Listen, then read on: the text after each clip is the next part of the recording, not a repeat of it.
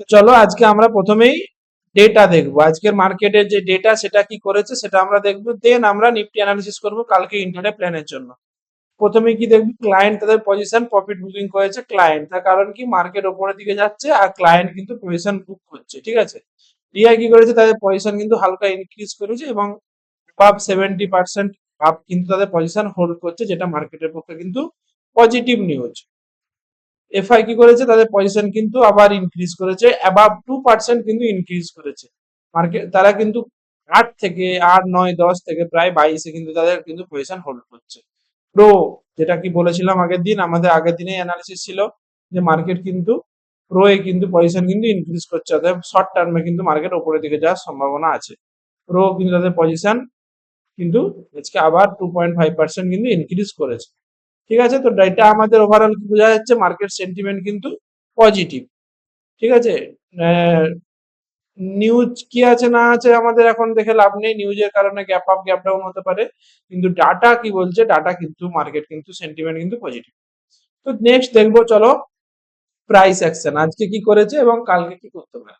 আমাদের কালকের অ্যানালিসিস কি ছিল, আমরা যদি 75 মিনিটের স্ট্রাকচার দেখি তাহলে আমাদের অ্যানালিসিস ছিল কি, মার্কেট মার্কেট একটা ডিপলি কারেকশন করতে পারে, এই লেভেলটা অবধি কারেকশন করতে পারে, তার কারণে একটা ইমিডিয়েট এখানে একটা kind of morning evening star candle বানিয়েছিল, দেন তা কন্টিনিউয়েশন করেছিল, কিন্তু আজকে কি করেছে মার্কেট, মার্কেট কন্টিনিউয়াসলি একটা একটু হালকা গ্যাপ আপ খুলে কিন্তু কন্টিনিউয়াসলি উপরের দিকে গেছে, ঠিক আছে।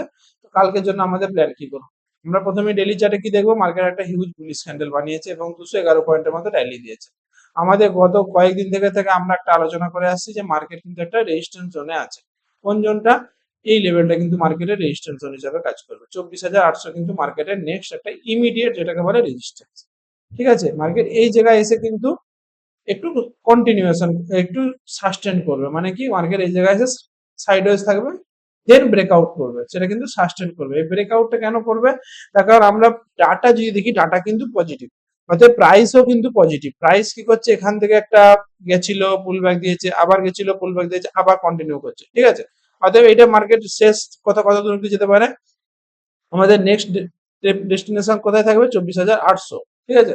তো কালকের জন্য আমাদের প্ল্যান 75 মিনিট স্ট্রাকচার আমরা দেখবো কি করেছে market, market continuously higher higher দিকে প্ল্যান করছে এবং এখান থেকে যদি কোনো পুল ব্যাক দেয় আমরা কিন্তু আবার আপসাইডের জন্য প্ল্যান করবো। আজকে কিন্তু মার্কেটে একটা শর্ট কাভারিং এর মানে আসার কথা, শর্ট কাভারিং নয় যেটাকে বলে এক্সপায়ারি মুভ, এখান থেকে একটা করার কথা ছিল, কিন্তু সেটা কন্টিনিউ করতে পারেনি, মার্কেট এখানে কিন্তু কন্টিনিউয়াসলি হোল্ড করেছে, ঠিক আছে। তো কালকে যদি আমাদের আজকে ডে হাই, আজকে যে আমাদের ডে হাই আছে, এই ডে হাইটা যদি কন্টিনিউয়েশন করে আমরা কালকে কন্টিনিউয়েশনের প্ল্যান করব 24,800 অব্দি।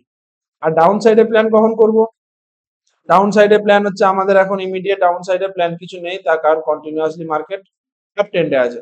এখানে দেখো কন্টিনিউয়াসলি মার্কেট কিন্তু হায়ার হাই বানাচ্ছে, কন্টিনিউয়াসলি হায়ার হাই বানাচ্ছে, অর্থাৎ আমাদের আগে ট্রেন্ড আগে চেঞ্জ হোক, দেন আমরা ডাউন সাইডের জন্য প্ল্যান করব। তো বোঝা গেল আজকের মতো এই প্ল্যান, আবার আগামী দিনের জন্য আমরা প্ল্যান করবো। ভিডিওটা ভালো লাগলে লাইক করে দিও, চ্যানেলটা সাবস্ক্রাইব করে দিও, ধন্যবাদ।